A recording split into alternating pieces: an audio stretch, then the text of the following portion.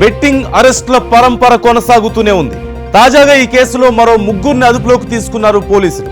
వారిలో సినీ నటుడు రాజ్ కుమార్ కసిరెడ్డి ఉండడంతో ఇది సినీ పరిశ్రమలో హాట్ టాపిక్ గా మారింది.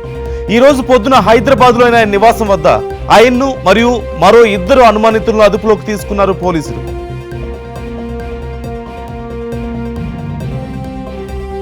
ఏదో IPL, world cup, India Pakistan వంటి మ్యాచ్లకు బెట్టింగ్ నిర్వహిస్తుంటారు అనుకుంటే మీరు డక్ అవుట్ అయినట్లే.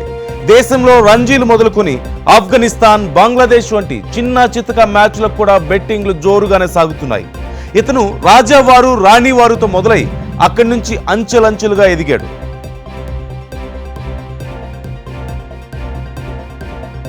ఇప్పుడు ఒక ఫుల్ సక్సెస్ ఫామ్ లో ఉన్న అతని కెరీర్ కి ఇక చెక్ పడినట్లేనా?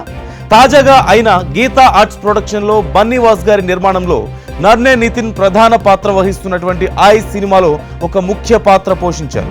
ఆ సినిమా ఆగస్టున విడుదలకు సిద్ధమవుతోంది. ముందుకురా, సాక్షి రాలేదా? ఎన్ని సంవత్సరాల నుంచి సినిమాల్లో నటిస్తున్నావు? బెట్టింగ్ ఆడడానికి మీకు సిగ్గుగా లేదా? మీ దగ్గర ఇన్ఫర్మేషన్ లేదు. ఎన్నాళ్ళ నుంచి ఆడుతున్నారు? ఒక ముఖ్య పాత్ర పోషించారు. ఆ సినిమా ఆగస్టున విడుదలకు సిద్ధమవుతోంది. ఆగస్టు 15కి ప్రమోషన్ నెల టైం కూడా లేదు. రే ఏమన్నారా బన్నీవాస్ గారు ప్రమోషన్ చేయమంటే?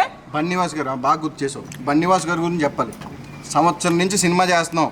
ఆయన అప్పుడప్పుడు సెట్లో కనపడేవారు. ఏమన్నా అడిగాం అనుకో, సార్ మన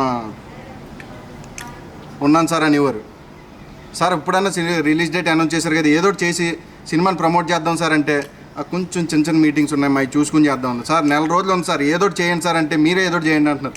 ఏం చేయాలో తెలియక ఇక మేము అరెస్ట్ అయ్యాం, బన్నీవాస్ గారు ఎక్కడున్నారు రండి అంటే, ఇప్పుడు ఆయన పరిగెట్టుకుంటూ వస్తున్నాడు. వచ్చిన తర్వాత ఆయన ఏం చెప్తారో దాన్ని బట్టి ఇంకా ఇంకా ఇంకా ఇంకా ఇంకా మీరు థియేటర్కి వచ్చేదాకా ప్రమోషన్ చేస్తూనే ఉంటాం.